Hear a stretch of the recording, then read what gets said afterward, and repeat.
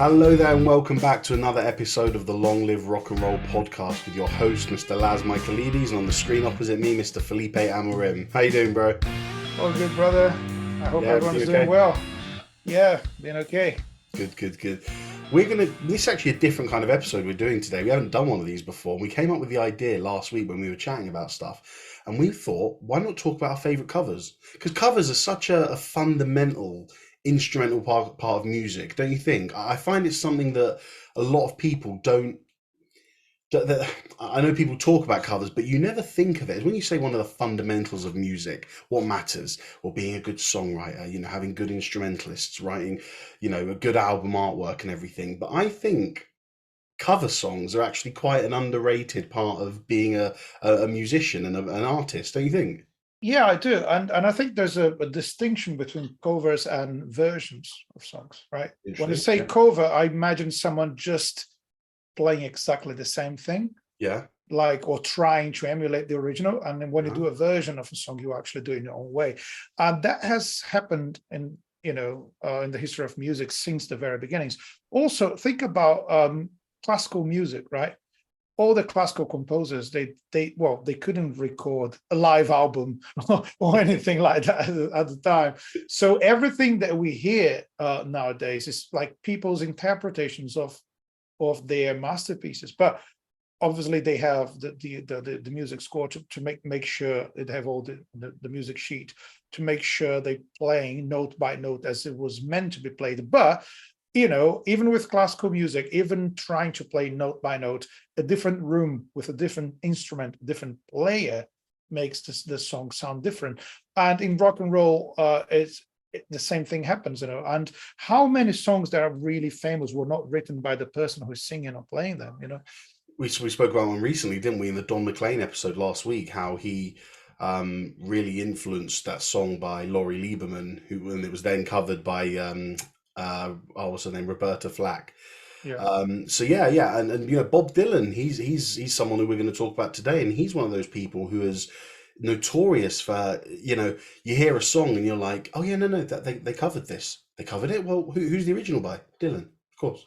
I'll give you one good example. First time I've heard "Knock on Heaven's Door," I was a teenager, and I thought that was a Guns N' Roses. Yeah. And then someone told me, no, that's Bob Dylan. And as I grew older, I met some young people who thought that was an Avril Lavigne song. I didn't even know that she covered it, but that is hilarious. Yeah. It's like generations, isn't it? If you were in the 50s and 60s, it was Dylan. If you were in the 80s and 90s, it was Guns N' Roses. If you're the 2000s, it's Avril Lavigne. I'd actually heard people say, how stupid are you? That's not Avril Lavigne, that's Guns N' Roses. I said, oh, right. Brilliant. Yeah. Well, so this is the point of what we're going to do for these episodes. We kind of thought this would be really cool because essentially there's a limitless amount we can do. We're going to take two of Felipe's favourite covers, two of my favourite covers, and discuss them. However, that is just for this episode. For the future episodes, we want to hear you guys' favourite cover. You guys have got to tell us what your favourite cover is, and we're going to, the ones that kind of resonate with us, as much as I'd love to talk about, Miles Davis covering a Charlie Parker song, it doesn't quite fit the rock and roll narrative of this. Exactly. But let us know, I put some posts on the socials a couple of weeks ago, and I put some more up today. We want to hear what your favourite covers are, and if they're rock and roll enough, rock enough, metal enough, proggy enough, whatever, we're going to bring them into the discussion, because whether we like them or not, or whether we've heard the cover before or not, it's just interesting to hear one musician or one band take a song and interpret it. We're doing some songs today that we're going to go through, and I'd say two of them are almost like for like, and two of them have been quite drastically changed. And it's just brilliant to get an insight, from our opinion, of what we think this artist was doing. So let's crack on with it. The first song we're going to do, it's a choice of mine, and it is Metallica doing Whiskey in the Jar. Now, I saw Metallica a few weeks ago at Download play this song, and they covered it, and the crowd went nuts for it. They absolutely loved it because although it's not a Metallica tune per se, it's fun, it's energetic, it's bouncy. And when they started playing it, everyone was kind of expecting another old Metallica tune. They'd just done Battery and like One or whatever, and then they came out with this, and you just realize that actually it's because it's a song that gets the crowd going. And I think part of that is down to Metallica's performance of it, because you compare it to what we call the original, the Thin Lizzy version. More on the history of this song in a minute, but the Thin Lizzy version is very relaxed, isn't it? And it's almost it's almost melancholic. There's a sadness about it, isn't it? Despite the Yeah. nice melodies, there is just this underlying melancholy to it, don't you think? Yeah, I and that might be the difference between being from this side of the world and from another side of the pond, isn't it? If you think about America and the UK and Ireland, it's a different vibe, isn't it? It's a different culture in many ways. And some people would say, I know this is like stereotypes, but some people would say the Americans are more cheerful and British and Irish would be more, I don't know. Yeah, I wouldn't say sad, I know what you but mean. Yeah, yeah, it's just maybe that's part of the cultural difference in the song. Also, I think there's a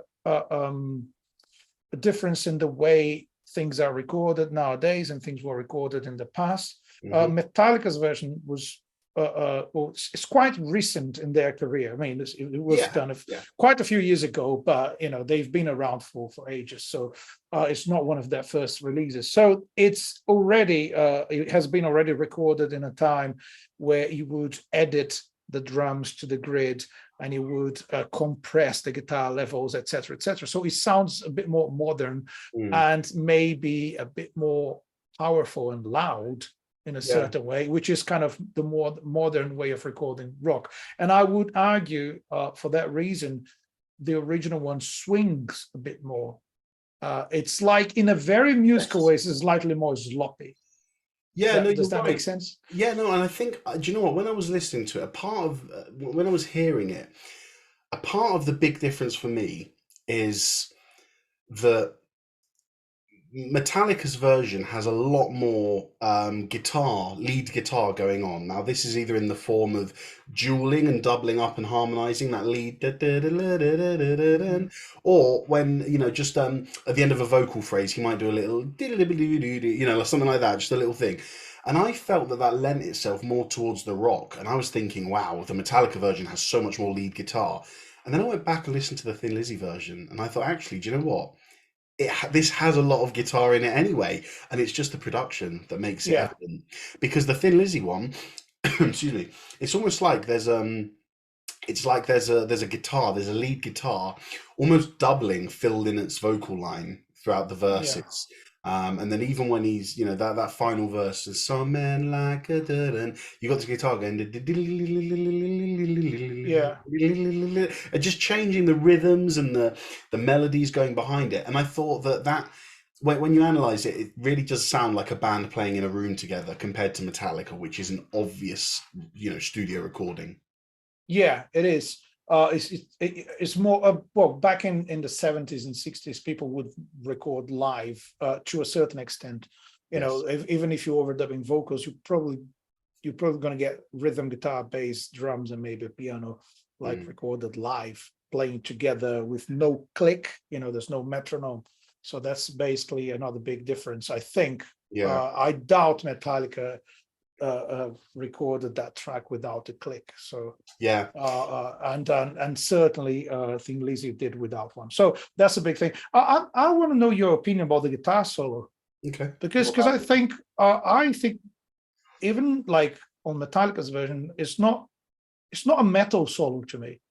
For me, there's a very like Yes. classic rock solo. The way, Bro, listen, you yeah, say that, but not just the solo. I think the song I've put here, I don't think this would sound any different if you asked a non-metal band to do this.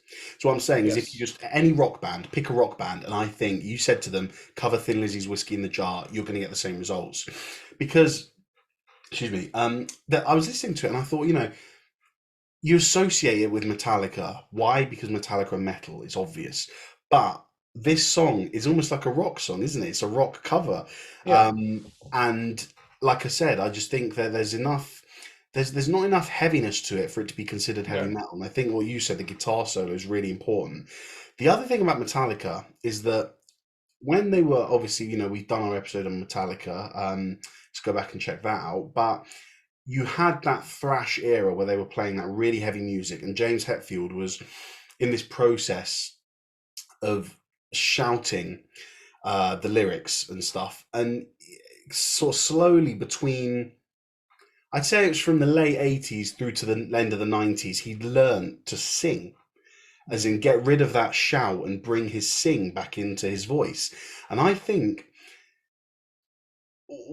I think he's got a certain kind of, and this might sound weird, I think he's got a certain kind of country to his vocals. Man, there's a lot of country Yeah, to you his agree? vocals, in God, my I'm so opinion. glad. I don't think it's a little bit. There's a lot of it I because thought, no, I thought you wouldn't get it. it gets kind of it's kind of hidden in the middle of all the aggressive tone of his voice Yeah, and the distortion in his voice. yeah, But his vocal phrasings are quite like Western, yeah, like proper yeah. American country Is it? music. Is it In my anything? opinion, they even have a really country song. Is it what's the name of that one? Mama Said. Is it? Oh yeah, Is yeah. it? From the, I think that's from the Yeah, Reload album. that's a country song. You can call it what it is, but that's a Yeah, country song. But so there is it's. I think what they did, and they did really well, was to not try to sound like Metallica, because there's no yeah, way they wouldn't sound like themselves. yeah, That's the thing, when people try too hard, they sound artificial. It's like, yeah, oh, let's turn this heavy metal song into a jazz, or vice versa. So you're yeah, just like really trying hard to turn into something else.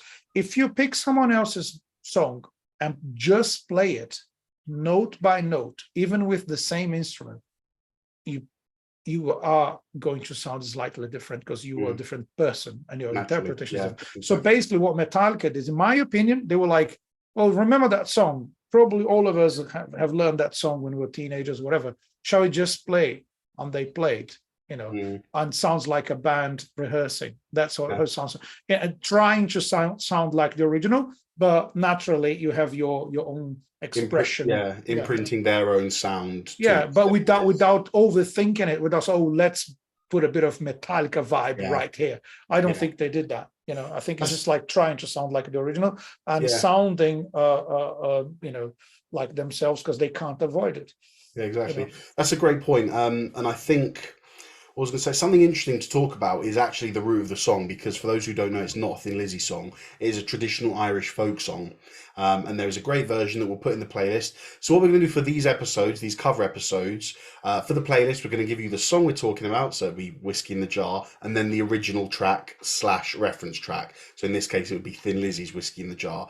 But then any other songs we mention, any other versions of it, or, Felipe Said, Mama Said, they'll all be in the playlist as well. And one I'm going to stick in is going to be the Dubliners, who are an Irish vocal folk group who covered this song in 1968, which is 5 years before Thin Lizzy's version came out, and it's a proper old Irish jig. So it's all the I first produced my pistol like that, and that was a West Country Cornish accent. Sorry to the Irish out there. Sorry, I am half Cornish, so yeah, my Irish isn't great. But the thing that I found funny, and the reason why I put Thin Lizzy in this playlist instead of the Dubliners, is because the chorus melody is the same. It goes Masharina Badu Bada Bada Da. They kind of rhythmic is a bit different. But the one thing that that Thin Lizzy did that was innovative in their cover was the guitar melody, which I think is really important to the song. Yeah, and Which exactly, is such an important element to the cut to both covers, isn't it? and that's what Metallica is covering. They're not trying to sound like a traditional Irish band. They're trying to sound a little bit like Thin Lizzy. That's the Absolutely, version yeah. they're actually covering. And Thin Lizzy turned that song into a rock song. That is a rock Yeah. song now But do you know because of something? them. Sorry, go on. Because of Thin Lizzy's version, that has become a rock song, in my opinion. Yes, It's not a you're folk right. song anymore. And do you know something interesting? You sent me the Bryan Adams cover of this song as well, Yes. and that doesn't have a guitar melody. No. It doesn't have It's the. just acoustic guitar and harmonica, and that's it. So doesn't it And his make you voice. wonder, what's he covering? Is he covering the Dubliners version? Is he covering Yeah. Thin Lizzy's version? Yeah, what was the first version of that song he's Yeah, heard? Maybe it was his uncle playing guitar in the living room. We never know. exactly. No, brilliant stuff. Did you have anything else to say about that song? No, we can move on. What's Because the next one? what I thought something that would be really cool to do is at Mm. the end of each song, you and me Mm. say the original, or the cover? Oh, that's And it's tough purely call. personal, no judgment coming. Give Yeah. your reasons for it. But I think that'd be really cool to do. And guys at home, if you're watching along, let us know in the comments of these covers. Which one do you prefer, the original or the cover? So Felipe, Uh, Metallica's Whiskey in the Jar or Thin Lizzy's Whiskey in the Jar? Thing Lizzy. And I have to say the same. Yeah, Uh, Metallica's is great. It's a great rock tune, and it's a very respectable cover. But there is something emotional about that Thin Lizzy version, isn't there? Like I said right at the start, it is melancholic. It has a hint of sadness to it, and I think that's done by the wonderful playing of the band and Phil Lynnett's expressive vocals. Uh, Yeah, he was one of a kind as a yeah, musician. That's the other thing, yeah. Not saying that the James Hetfield is not one of a kind as well, No, of course, yeah, but but that's pure like classic rock, really. yeah. I love his performance, his vocals, and yeah, and yeah, I'll go with the original. But Yeah. Metallica did a phenomenal job. So Yeah, there we go. Two to the originals. yeah, Right, so the next song we're going to do, this one is for one of Felipe's choices. We are doing All Along the Watchtower by Jimi Hendrix. Do you want to kick it off, Felipe? I mean, I'll tell them that the original is obviously by Bob Dylan from 1967. Hendrix did it the same year, didn't he? yeah. Um, yes, I think he's heard the song he wants to record, but Hendrix recording of that song, uh, it took loads of attempts, many overdubs.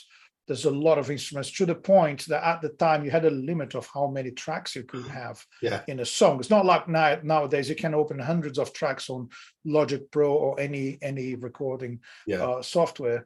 At the time you had a limit, so recording to tape, and they had to choose things to leave out of the oh, really? recording. Yeah, and there was a funny thing that the bass player quit. What's his name? Noel Redding. Yes. He just said, "I just don't want to do this. I don't like it. I prefer the original.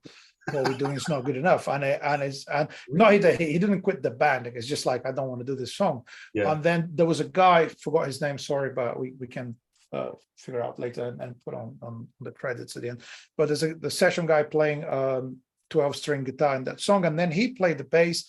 And then apparently Hendrix recorded the bass himself at the end. So he was trying really hard to make one of his favorite songs sound even better than the original. He mm, was really committed to turn into something else. It wasn't just, okay, I'm just going to cover Bob Dylan as Bob Dylan. yeah. And to compare to the original, I would say there's one interesting element that Dylan put in the song. There's some drums in it. And you have what I usually call the Motown groove. Most Yes. Yeah. Motown songs in the chorus, you have the snare playing on all four beats. Whilst, like, not getting too technical here, but when in a normal song, normal pop rock song, you have a snare on beats 2 and 4, 1, 2, 3, 4, 1, 2, 3, 4. And Motown songs in the chorus, they usually have 4, 1, 2, 3, 4, 1. The snare drum playing on every beat. And Mm, Dylan did that. Like, it's not aggressive, but it's there, and it's more evident in Hendrix' version because it's got a tambourine on top of it, like kind of emphasizing that rhythm. yeah. So there's a lot more percussion and loads of layers of acoustic and electric guitars in Hendrix' version of it. That's the one big difference. But I'll mention a couple of other things. Dylan's version is like empty in a certain way. And there's not much to it. There's not much production or arrangement. So it's all down to his performance, his vocal interpretation. And Yeah. I'll be honest, I don't want to criticize one of the biggest geniuses in music, but the harmonica in that song is quite annoying, in my opinion. I'm not a big fan of harmonica. It's just Yeah, I can't yeah. disagree. Yeah. Yeah, so I harmonica is think one of the 4 instruments of the apocalypse, isn't it? It's like it's what are the other three? ukulele and Triangle. no, bagpipe. There's one more. What a minute. The And kazoo. banjo. The banjo. Okay, there you go. Yeah. Brilliant. The definition of a gentleman is a guy who owns a harmonica but doesn't play it.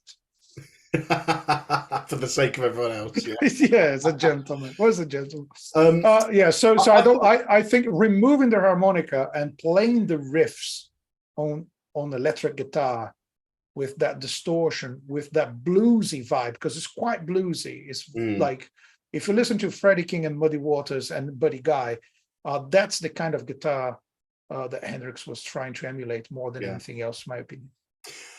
Yeah, no, I agree. I think in a rock scenario, the guitar naturally suits it better anyway than like the harmonica taking those solos on. I just find I really like Hendrix's version because the translation, he kind of translates it roughly the same, doesn't he? You got solos in the same places. Hendrix's version also has a snare on every beat as well. I just found that there was a bit of a lack of intensity in Bob Dylan's version, or in, let's say, the original. There was a bit of lack of intensity in the original, and it's kind of like from bar two, it gets to a level and it doesn't ever deviate from that level. It just stays there the whole song. Maybe a little, maybe it goes up a tiny bit with the last harmonica solo and the drums, you know. But overall, it doesn't really deviate from that line. Whereas what I love, sorry, go on. Well, I think the advantage of those stripped down versions of songs is you actually pay more attention to the lyrics. And that's somehow. what Dylan is. He's a And poet. that's, yeah, I think so. Dylan as a storyteller, he's unbeatable. And the fact that his performance in studio was basically playing acoustic guitar, harmonica, and singing in a simple way makes you actually pay attention to the story, and the instruments don't kind of get in the way of the story in a certain way. Yeah. But what Hendrix did, I was going to say that the way, so with everything you've said, Dylan is sort of, he's keeping you at this level because he wants you to focus maybe on the lyrics, whereas Hendrix, I love the verses drop down a bit, and then when the solo is, the intensity comes back up, and then we go right down for that bridge section where it's just, you know,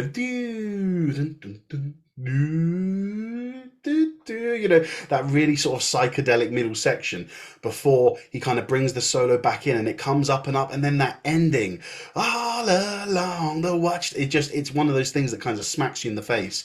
And I thought that is a hugely a huge factor in making Hendrix's version, I don't want to say better, but more rocky, you know, more accessible, because I think by the time you get to the 3rd minute of Dylan's song, if you're not interested in the lyrics, you might turn it off. Whereas Hendrix's, the music leaves you no option, because when it goes down, you're like, oh god, what's coming next? And then he builds it up, the solo. I just think he's taken a song and he's translated it roughly in the same way, but he has played with the dynamics a lot, and I think it's paid off hugely. I think so. I think it's one of those versions that he has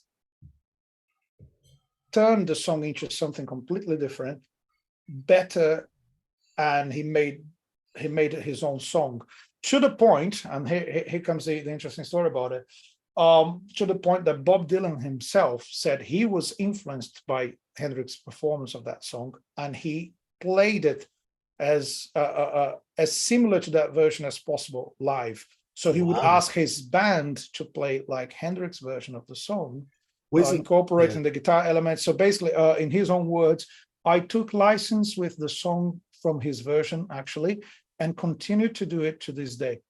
So he never played like the original anymore. Isn't that a testament to not how great Hendrix is, but do you know what, man? When you say, when you tell me things like this, it makes me so happy, because everyone thinks of, I don't know, what am I going to say here? Let me just think.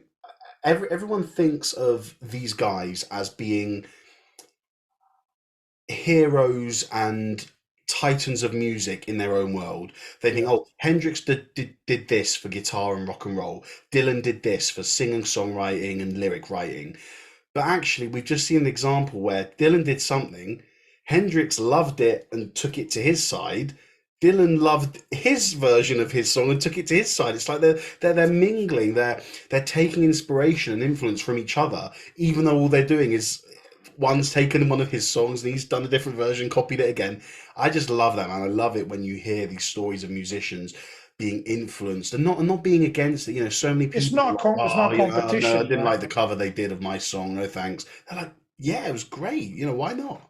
Yeah, exactly. And it's like, why do more of that? You know, I mean, like, I think everyone should try to at least once in their careers to record a couple of someone else's song, and and try to making something new out of it. And if people don't like it that much, they can still listen to the original. So it's like it's there. And I don't think there's a case of and like, think about it. How cool is this?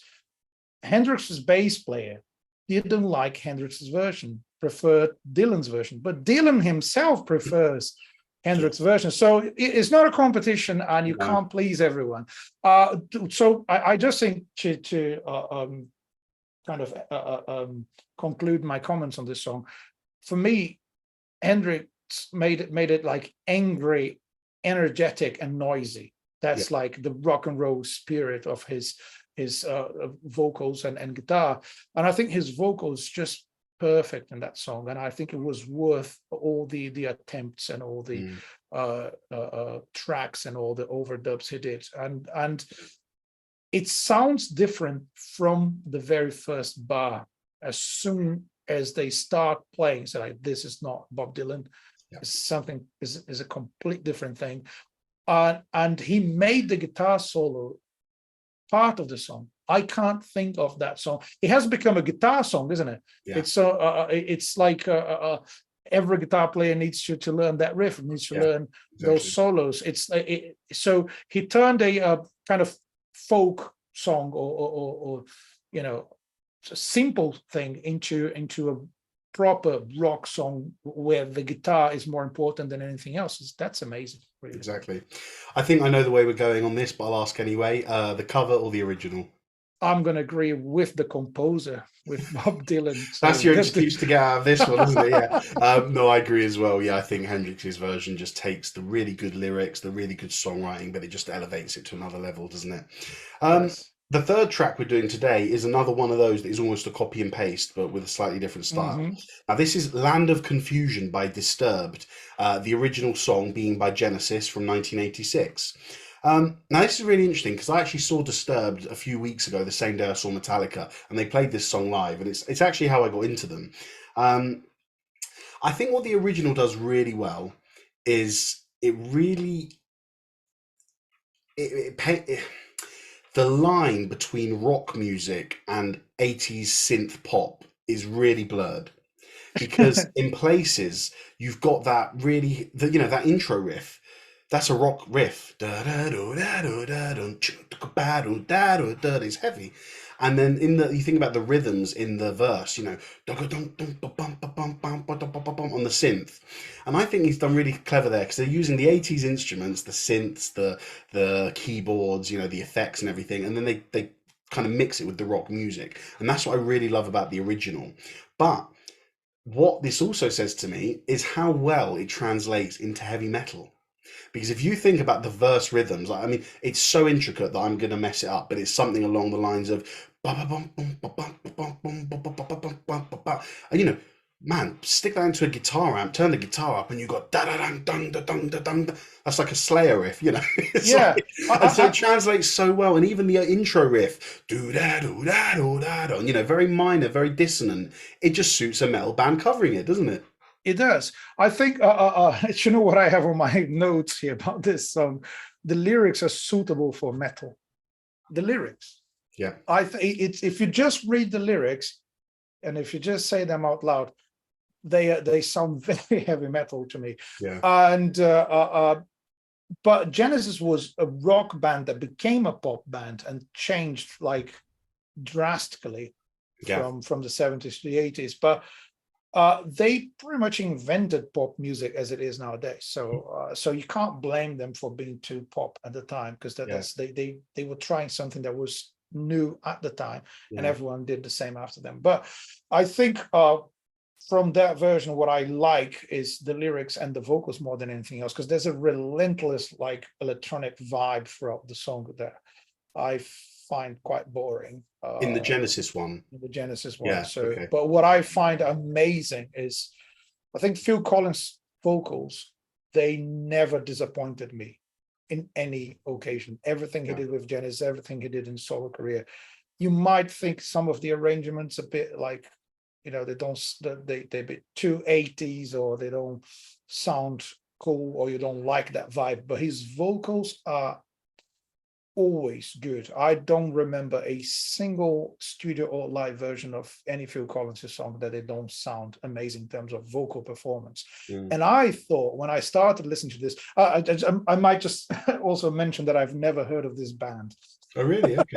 They're quite a big metal band, not Yeah, like Metallica levels or anything, yeah. but they're quite a well-known metal band. Yeah, apparently they are, but I've never heard of them. So when the riff started, there was like, okay, right, they got it right from the beginning.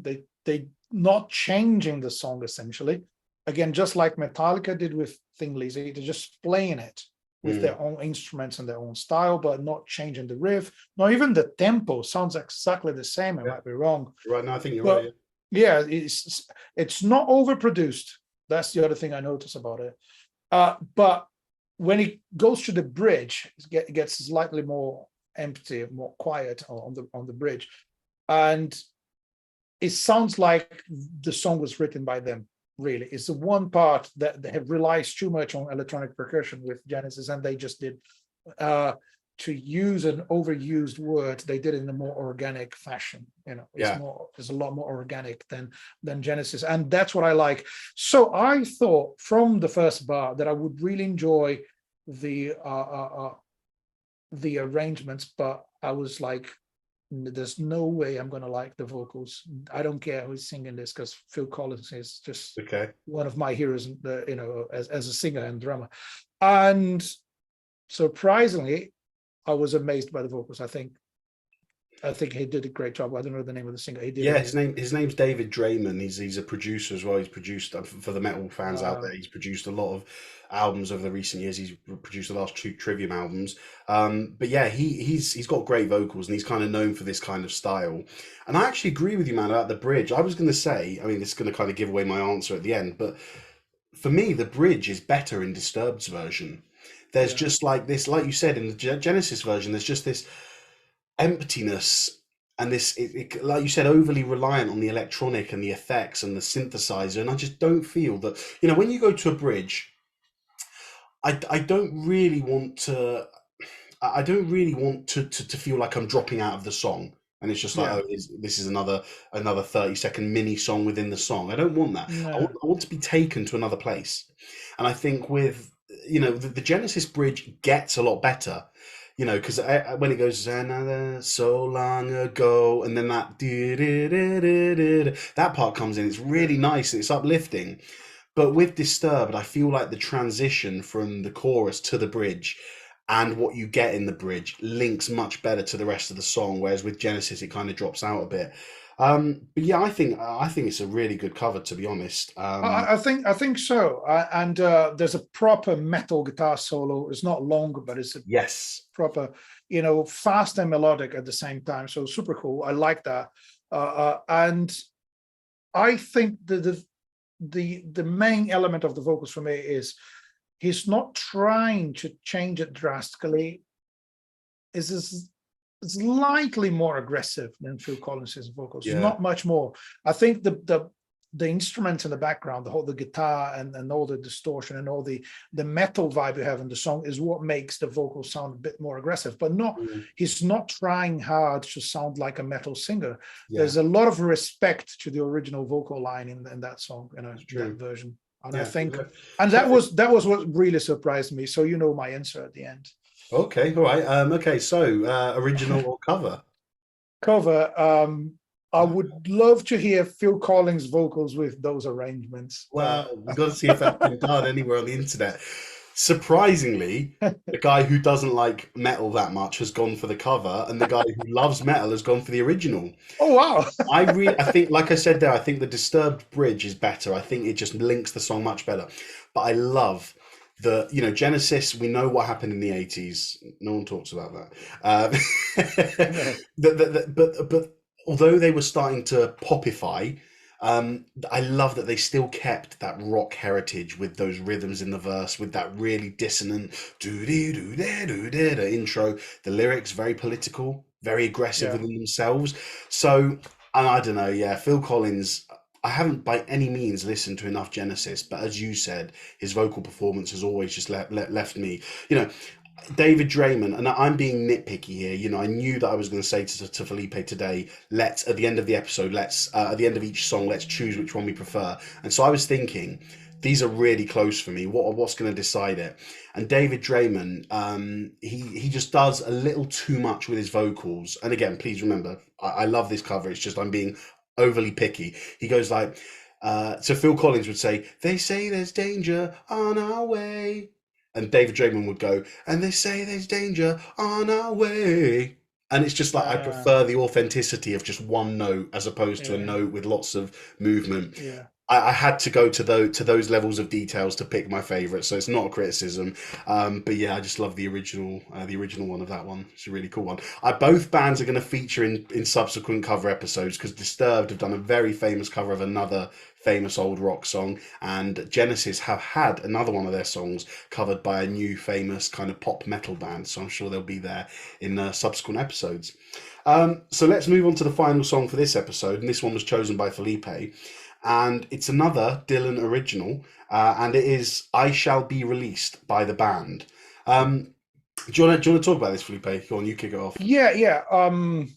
So I've played the song a few times in jam sessions and stuff like that. It's one of those that, yeah. And have you played like a Dylan version of it? No, whoever was singing version of it. Okay. So shout out to my friend Danny Rock, who comes to the jam sessions and plays that stuff, and he plays blues and country and all the stuff, and he played that song with me a couple of times, and he introduced me to some of the band stuff as well.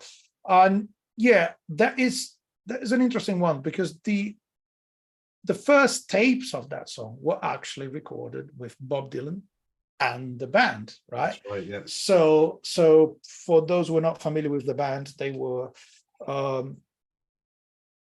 one of the best bands at that time, and they were also like session musicians for famous singers and songwriters. Actually, so Bob, we did an episode on the band. Yeah, I think it was episode 20 or 21 or 22.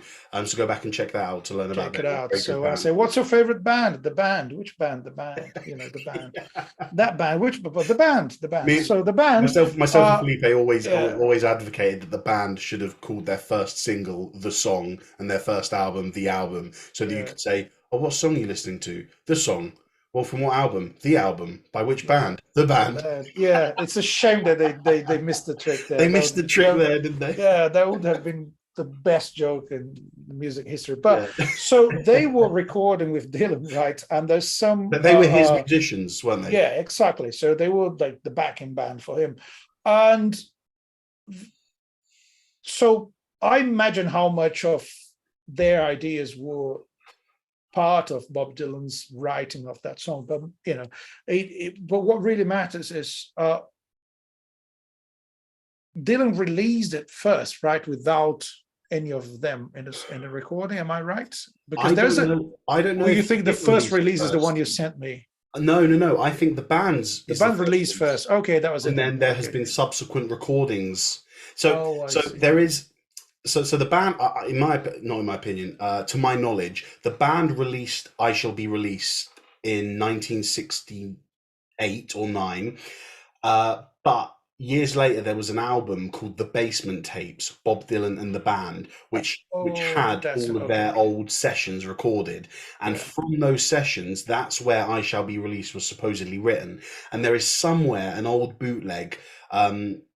Do you know what? I'm wrong. That there is a version recorded from 67, but it will. Sorry, no, I'm not wrong. I'm getting myself confused. There is a version that's it's recorded. Confusing. It is, yeah. The band? What band? There is a version recorded by Dylan with the band singing backing vocals that was recorded from those sessions in 67, but it wasn't released. The band then recorded on their own "I Shall Be Released" in 68 or 69 and released it, and then years later in a bootleg album, Dylan released his version with the band singing it. That first version, but it only released. This just got so confusing now. So "I Shall Be Released" was released, and the band playing with Bob Dylan's the band. So it's just, it's just too many appropriate words. Yeah, exactly. It's so difficult. So basically, Dylan wrote the song, but his version wasn't the first one to be released. I'm still going to call his version the original. Right? Definitely, yeah, because he wrote it. Yeah, we'll do that. Yeah, so the link between them are the vocal harmonies, because I Yeah. found them pretty much the same. So his version of it has the band singing, and they are amazing singers. That's one thing that must be said about them. They are simply perfect with vocal harmonies, and that's the main thing about the song for me, that their version of it, is vocals and piano. There's like some simple melodies on the piano in the background, and it makes it so beautiful. So, I have a feeling that they kind of wanted to make it more sad than dark, because it's not a happy song. I mean, there's a bit of I think when they singing, there's a certain feeling of hope, that version of it. It's slightly more cheerful, in my opinion. Can I let you into something? Yeah. And all the listeners as well. This is really interesting because of what you just said. Wow, 3 years ago now. So 2020, I was going through some really bad stuff mentally. I had my mental health was very bad. And actually, there is only one song that I can give credit to getting me through it, and it was the band's cover of "I Should Be Released." See, Because that's that hope, isn't it? there's two reasons. The first one is that, like you said, the song has hope within it, and the melodies are just so beautiful. And Richard Manuel's voice, my God, he was the piano player for the band, and he's doing the lead vocals on this one.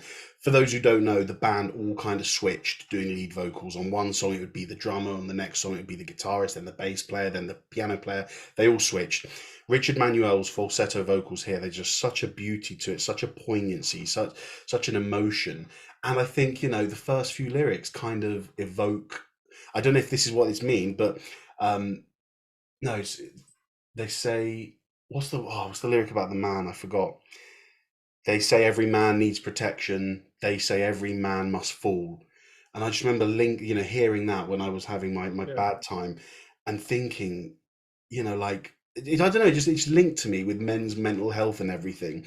And the second thing was Richard Manuel himself killed himself. He died of suicide from severe depression.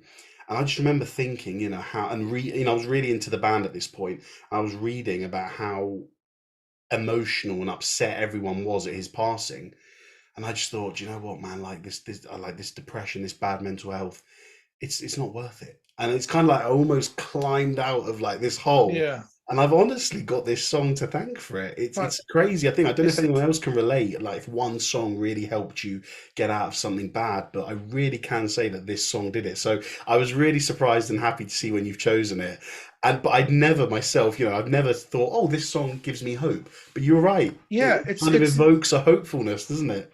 It's the way they play and how soft the vocal is. Yeah, but how powerful they all are together, isn't it? Exactly. That just gives you hope, makes your day better. Yeah. So it's just, but it's, for me, still essentially sad. But if it sounds darker without them playing. I feel when like you hear I'm talking about Hendrix. When you hear Dylan playing it, and it's not, it doesn't make me feel hope in that sense.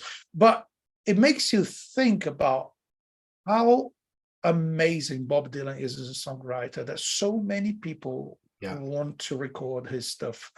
And in the two, sorry, I was just going to say, in the first two band albums, there's one called Music from Big Pink, and one which is actually behind Felipe right over there, called it's called the Brown Album or the Band. There's 3 Dylan covers on it. Yeah. And I'm sure we'll get the others in eventually onto the subsequent episodes of these. But yeah, that just shows how much they were influenced. They broke away from Dylan. They wanted to write their own music. They played with a bunch of other guys as well. Sonny Rollins, they were due to play with Ronnie Hawkins, Bob Dylan, many other people. And they just became too good that they wanted to go and write their own music. And in their first 2 albums, they've done 3 Dylan covers. That is a testament to Dylan and his songwriting, his lyric writing. He's just brilliant, isn't he? And forget his vocals. He, as a poet, is brilliant. And that's why when you've mentioned, let's do the first episode of cover songs. The first 2 songs that came to my head were Dylan songs. Not even like that wasn't the criteria. That was like, no, it wasn't. And what was the first song you mentioned at the start of this episode? Knocking on Heaven's Door. Yes, no, yes, exactly. I know. My God, this is a Dylan episode. Yeah, You know, there I we mean, go.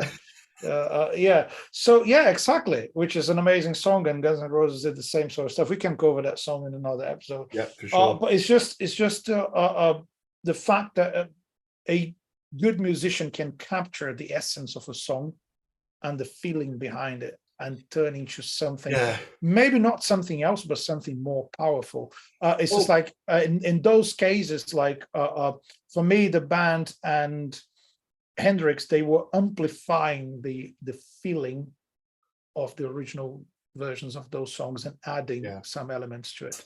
It's funny because I think for me that in that song the piano is just the most important part. Just that there is such an atmosphere generated just from that one note, isn't it? Yeah. Sorry, that was a bit high. Dun, dun, dun, dun, and it just sits there for like a bar and a half just with this one note, and you're sat there going, "Shit, what's happening here?" And then dun, da, da, da, dun, they say, and then it goes into the song. It's just so beautiful, man. I remember when I first heard it, I was just like, I get goosebumps thinking about it. Forget what the song did for me. I'm saying just the song on its own, hearing those vocals combined for the chorus. You know what? I'm going to listen to the song 10 times in a row as soon as we finish this. You know, I wonder how big my play count is, because honestly, bro, like I said, when my days were dark 4 years ago, I just had it on repeat. Original or cover? Cover for me, yeah, I have to say 100%. And I don't want to just shit on Dylan, but I did have some negatives. I just don't like. I felt there isn't a consistency or flow with his vocals. He does this like, they say everything can be erased. Like I just found there was just it's hard to flow with the way he sometimes. I have a feeling that he wanted to release as much as possible. Like release a song after another. And the producers were not really keen to do too much work on it. It's like, he's a genius. Whatever he releases is going to be a hit. So just keep pushing for more and more releases instead of producing songs. There's many writers have said the same about Dylan, that he was not produced to the level he deserved as well. So, but anyway, cover for me. What about you? Original or cover? Cover. So what's the final score then? We did. Is that what we're going to do? I thought you're right. I don't know. No, the covers or the originals winning today? Right. So keep track of your scores. So for me, the first one I went cover. What did you do? The first. What was the first? Whiskey in the Jar. Original. Oh no, sorry, I went original. No, you went original. Yeah, original. We gotta take note. No, that's gonna be confusing. I'm gonna get pen and paper because we need. And we're gonna accumulate all these, and then when we get to hopefully episode 9 or 10 of the covers episodes, we'll have a massive list. The covers are up by 50 to 37. That'd be cool. That's very stupid, but we're doing it anyway. So the first one, Thing Lizzy, you said original for me, original for you. 2 for the original. Yep. For the second one, both of us went covers. Aha. For the third one, we went one each. Which one? What's the third one? Land of Confusion. Right. And then for the fourth one, we both went for the cover. Okay, so the covers are winning today. 1, there 2, 3, 4, 5. 5-3. So there you go. Perfect. So that's an interesting thing. Like that's what happens in rock music. People discover songs, or they want to pay tribute to their heroes. Probably they know they're going to be compared to the original ones. So good musicians, they work hard to make their versions as remarkable as possible, isn't it? And do you have a favorite one though out of the covers? Which one do you think is like much better than the original? I'd have to say I Shall Be Released, because I don't like the original song. I can appreciate it, but I just thought the melody was a bit all over the place. The way he sings then again, it's a bootleg we're hearing, so I don't want to judge him on that. Maybe, like you said, had he been produced more, had he had more time to refine it, it might have sounded better. But with the information we have, I Shall Be Released is my favorite. I would go for All Along the Watchtower. Oh yeah, it's hard. Hard. Just because it became a guitar song, it wasn't a guitar song. It became a he created something completely different out of nothing, didn't he? Really. So Excellent stuff. All right, guys. Well, thank you for joining us for another episode of the Long Live Rock and Roll podcast. We hope you've enjoyed this one. Because have you enjoyed it, bro? Because I really have. Matt is one of the most enjoyable recordings we ever Should we done. do more of them? We'll do maybe like Yeah, one every yeah. couple of months, once a month or Yeah. something. Yeah, cool. All right, we'll do Totally that. up for it. Hopefully, people are going to send some suggestions, right? That's what we need from you guys. You know, we you know, I'm sure, you know, you guys keep tuning in, you keep listening to us. So I'm sure we're doing something right. But in this instance, I'm sure you guys don't want to just hear our thoughts. I bet you guys want to know what we think of your favorite cover. So send it. Tell us, you know, send us on the Facebook Messenger, put them on the comments on YouTube. Tell us under Instagram in the comments as well. Tell us the covers that you love, that you want us to talk about. And maybe, you know, in an episode, we'll do one of mine, one of Felipe's, two of yours. Two of mine, one of Felipe's, one of yours. Just let us know. And, you know, like I said, if the cover suits the narrative of this show, then we will definitely get it in. But yeah, thank you again for joining us. Please follow us on all the socials so you can keep up to date with the information. We are at Long Live RNR Pod on Facebook, Instagram, and YouTube. If you're watching this, then please hit the subscribe button and hit the like button as well, so you can keep up to date and tune in with all the videos. Yeah, as I'm a really offline guy, I'm just going to say hit all the buttons you can see on the screen. No, if there's a dislike one, don't hit that one. Felipe, shut up, Felipe. Subscribe to whatever, and find us on the internet, I think we should say. And thanks for being with us once again, and keep on rocking, everyone. Thank you for joining us, and long live rock and roll.